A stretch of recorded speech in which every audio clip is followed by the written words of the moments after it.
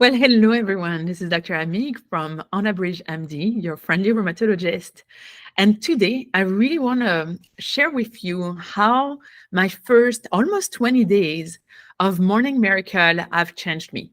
So if you haven't listened to the previous episode, I was sharing that I was going to do a 21-day 21-day challenge to wake up earlier and do a morning routine. And so I'm almost at 20 days. I have stopped counting because basically I'm loving it so much that I don't want to count because I'm like, no, I don't want this to ever stop. So I'm going to absolutely continue every day. The really, really cool thing is that I am not a morning person and I'm currently waking up at 5 a.m. This is crazy. Like anyone could tell you. I'm also one of those person who used to use snooze and I haven't used snooze for a week. This is really uncommon for me.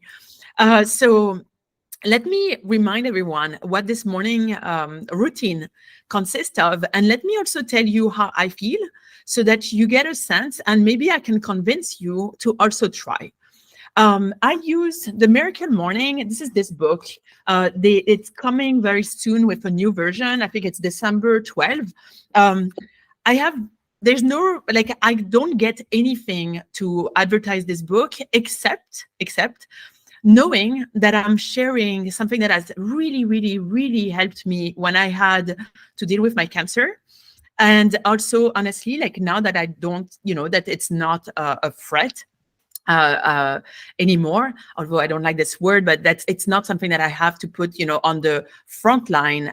I don't like those words too, but it's not something that I have to deal with as actively as I used to. I still live within it, the sense of I don't want to be in a place where the cancer would come back the same way that, my patients with arthritis, inflammation, want to be in remission and don't want to have to deal with flares. It's the same thing for me, right? And so there are things that we do. And I really think that the routine that Hal Elrod shares in his book is really, really good because it explains why you should do it and what it can and how to do it. And I think when we are like, oh, I want to meditate, but I don't know how to do it. So you try, it doesn't work. And then you're like, yeah, well, it's not working for me. This is not for me. Then you kind of give up, right? And I really like the idea of doing a routine and doing this, pushing yourself, because at one time, it is true, it becomes almost something that you don't want to stop, okay? So what are the routines that he describes in this book? And I'm going to share them with you again.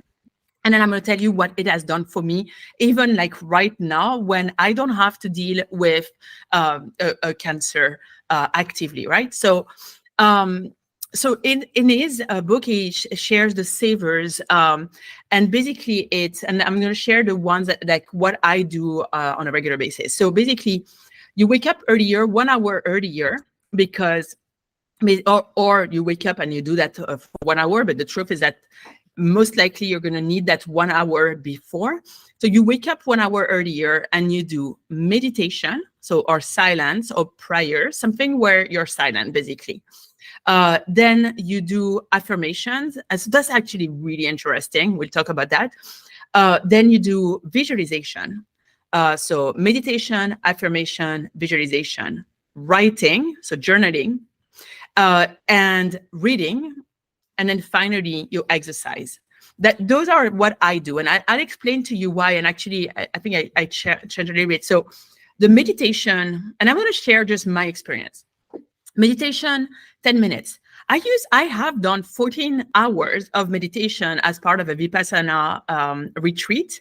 And I can tell you, it's never easy. I've never had a meditation that has been easy. So I think it's really important to realize that if you are feeling that it's hard, it's normal. There is no failed meditation, because even if you have 1 second so that's what the parasympathetic system, can do. If you have 1 second where your heart rate decreases thanks to the meditation, that is a win. But even if you don't have that, what you have to realize is that the more you do meditation, the more you are going to actually get there. And so I shared this on social media where I was saying at the beginning, like, man, like meditation is hard. Like it's really, really hard. My mind is all over the place. And the only thing that helped me continue the miracle morning, that's how he calls this, the sixth thing, routine, is that I was like, well, okay, even if a meditation is not great, I have all of those 5 other things that I know are good and I can do them, right? And I feel good after that. And it's funny, right? Like I'm going to tell you, oh, you should feel good after meditation. Like I didn't really feel good because it felt really hard. My mind was going places, like all over. After a week, what I decided to do is that I went back to, so I basically went back to doing meditation guided. And the reason I say I went back is that when I had started meditation, so 4 years ago, at the beginning of my cancer journey, I couldn't do meditation on my own, so I had guided meditation. And then after a while, I was able to do meditation on my own. So I had stopped doing the guided meditation because I was like, no, I want silence. I want to focus on my breathing. Well, it turns out because I had stopped doing meditation on a regular basis, I needed to train my brain again, like my mind again. And so, but it took less time. So I think I am still doing actually guided meditation. It's just towards the end, I don't really listen. I'm really focusing on my breathing.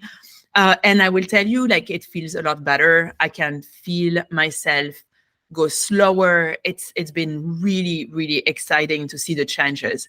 And again, like, I don't have any expectations. I'm just like, okay, I'm doing this. And the truth is that the reason I'm doing it is that, and that's the first thing that I do, is that I'm preparing for the next 50 minutes, okay? So I do 10 minutes of meditation. Then, and you could do prayer, you could do reflection. It doesn't really matter. It's just silence or something that, to just calm you down. You have, so I tried this, don't do like me. I tried to do this in my bed, not waking up. It doesn't work. I went back to sleep. So get up, sit, do it. I'm just telling you, I've tried many, many times. It doesn't work to do it in bed. Okay. So then what I do is that some people go to affirmation and visualization. I do writing. And the reason I do writing and journaling is that right now, my meditation is not a quiet brain. And so because of that, I still have a ton of thoughts and I want to write them down. And so usually I'll write for 5-10 minutes. And it quiets my brain. It really does. Like, I'll talk about what I want the UnabridgedMD Center to look like. And then I'm so excited that I'm like writing. And I'm like, okay, well, what about my relationship? How it's going with my kids, my health, when I have, PET scan coming, because I'm doing those every 6 months, to reassure me and also to share my fears with myself, and then have this really kind voice that is mine, just reminding me, like, it's all okay, like I'm doing my best and it's all fine. And what I love about journaling is that usually my brain is all over the place and it's very fast at first. And at the end of my journaling session, again, it's never more than 10 minutes. Well, at the end of the journaling session, my brain is much more quiet because I'm kind of like, hey, we're all good. It's all good. Like, don't worry. And I have some path forward with what I want to do. And usually I use my journal to like share gratitudes. And there's like a lot of science that shares that it's actually really helping.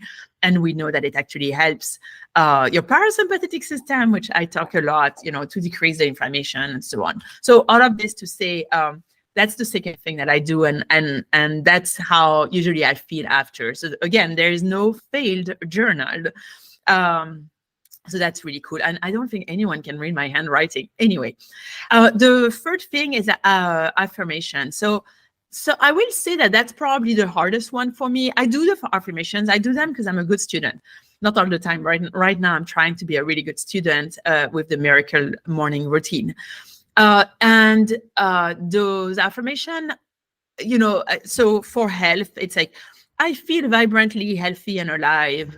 I love that. So when I'm, stressed out about a PET scan, or, if I have a cold or something like that, I have done this. Like, I feel vibrantly healthy and alive, with like a red nose and like a sneezing. I feel vibrantly healthy and alive. And I love that affirmation, because it makes me feel like, yeah, I feel vibrantly healthy and alive, and it doesn't matter that I have to deal with this cold, or when I had the cancer, or things like that, because, well, at the end of the day, I feel vibrantly healthy and alive, right?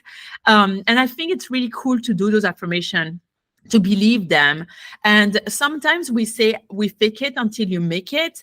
I don't know that you want to fake it completely, because the truth is that if you don't believe it, it's not going to do anything for you.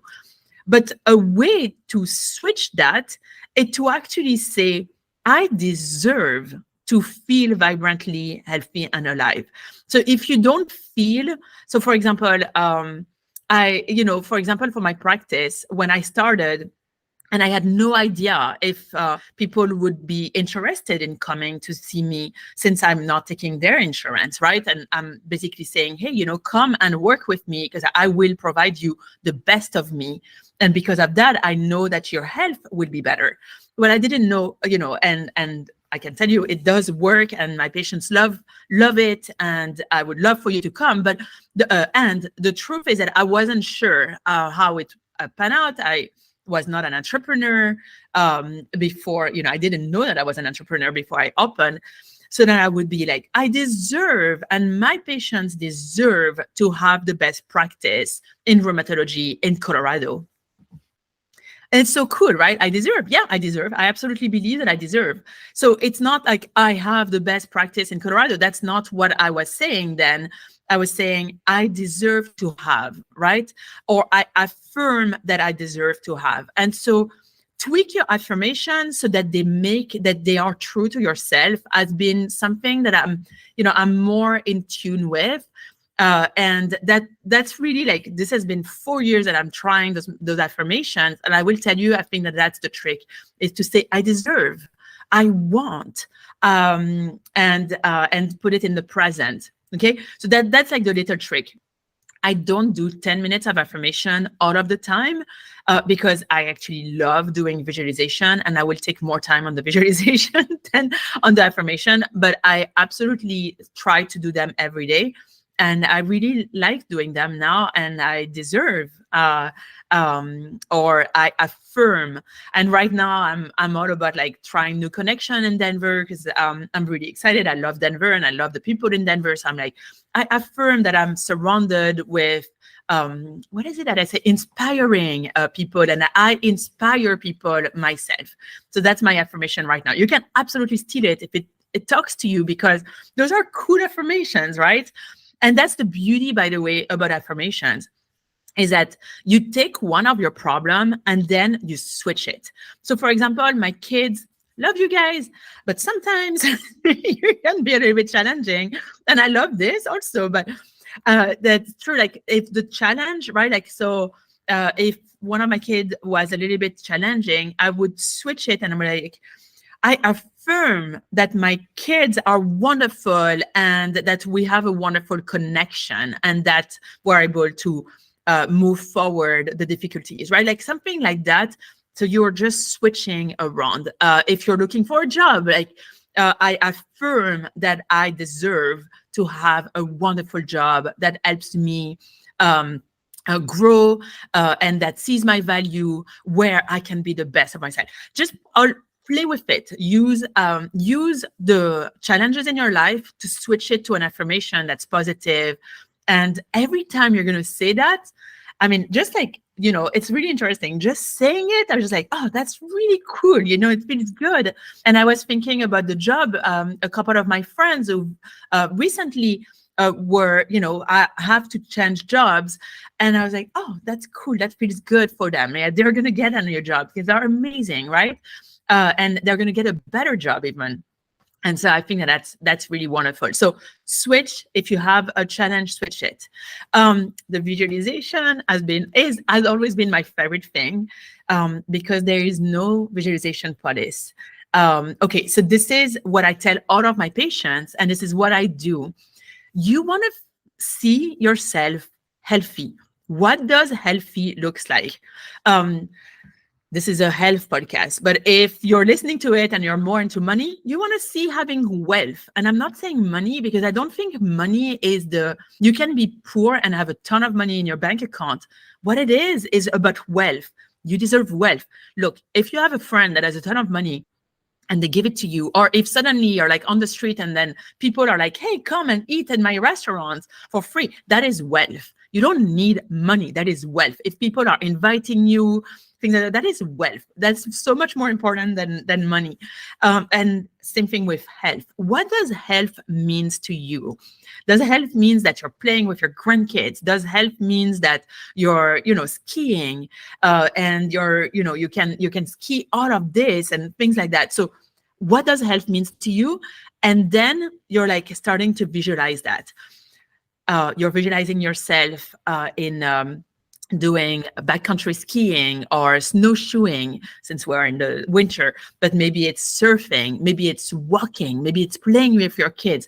See yourself and imagine how you're feeling and imagine all of the good things that it's bringing you. And at that moment, again, there's no visualization police. At that moment, what you're doing is that you're really putting yourself in that sensation and those feelings.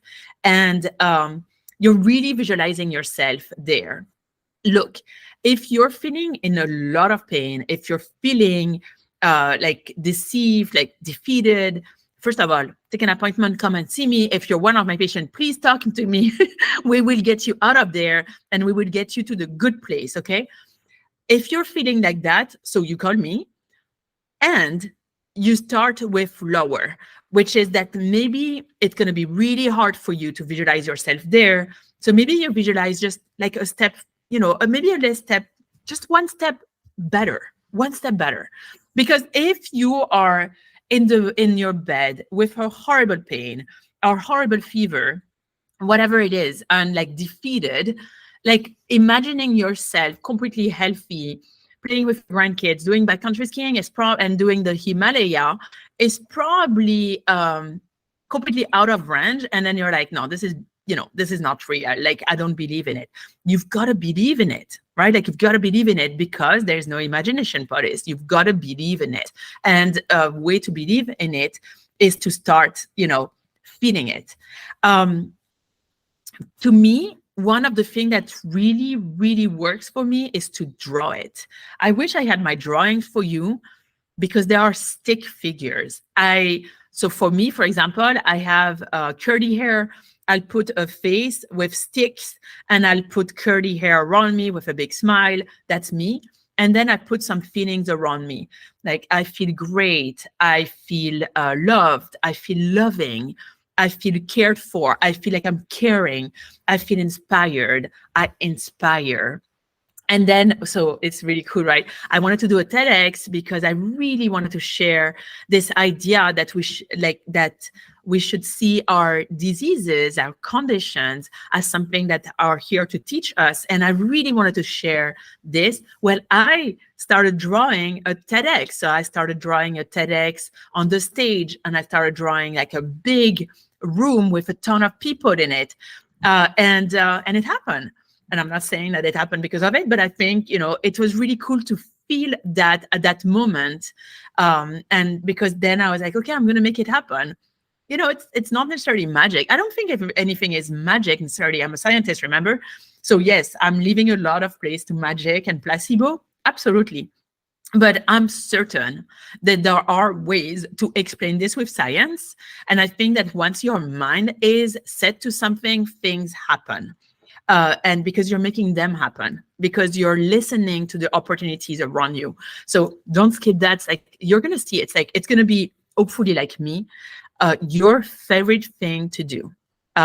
Do it after the meditation and after the journaling. So your mind is quieter. Okay.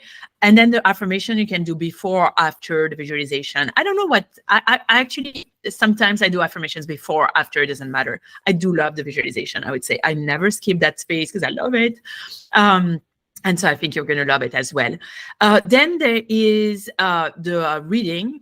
So reading, it has to be self-help book. Why I'm saying this is that you like it. This is your time. The same way that you would shower, this is your time to get your mind in a better place, to help your mind, your body, and your spirit. And so you don't want to do a fiction. Like fiction, keep that for later in the day, maybe before you sleep or something. It's really a book to help you improve your life. And, you know, I'm sure some people are going to say, like, fictions improve my life. Yeah, sure, absolutely. I agreed. Love reading. And a book that's going to help you get better, you know, personal development. That's what we're talking about. It's just 10 minutes of reading. I love reading, so I have to put an alarm to make sure that it's that I don't read more than 10 minutes, because it's just, I love it, reading. And right now, honestly, like, I'm still reading The Miracle Morning. Like, I mean, rereading it, because, you know, 10 minutes per day, it's not that much, right? So, and it takes a little bit of time to read for 10 minutes. And so, yeah, and I have other books that I'm reading, but in the morning, this is the one. And there will be another one, and there will be another one. There are so many personal development books in the US, and they are all wonderful. If you are in need of an idea after The Miracle Morning, which you can start with, I have a ton, so just ask me. Like, honestly, I have a ton in health, which is personal development. I have a ton in the, you know, mindset, etc. So ask me. Got a ton of recommendation for you, and they're all amazing. Okay, and then the last one is 10 minutes of exercise. Okay, so here's a little thing. I do 10 minutes of Pam Rife, the abs. She does like incredible abs. And here's the thing: after 21 days, you will see yourself, the lines, the six packs. It's incredible. It's 10 minutes per day. That is it. So sometimes, Pam, I need to pause her because she's a little crazy. She goes and she does a lot of things. So at first, I had to pause her and be like, hey, Pam, relax. But seriously, now I don't have to pause her. So that's great. So then it's really just 10 minutes. And it's really wonderful. It allows you to have abs. That's what I'm working on. I think if you have amazing abs already and you want to work on something else, go for it. Do something else. You can do yoga, you can do qigong, you can do tai chi. It doesn't matter. The idea is to move your body for 10 minutes. For me, this is wonderful. I love doing it because I'm like, yeah, I'm never going to work on my abs ever again during the day and during the week. The only time that I work on my abs is in those morning. The only reason is that I started doing this with my friend Marie, and that's what she wanted to work on. And you know what? Like, I picked it up, and that's what I do. And honestly, it makes me feel so good. And then after I go and I hop in the shower, and I'm all good. And again, I love this routine so much that I started waking up at 5 a.m. in the morning. It's crazy. It's helped with my mindset. It's helped with my interaction with my kids. It's helped with my interaction with my friends, my family, my patients.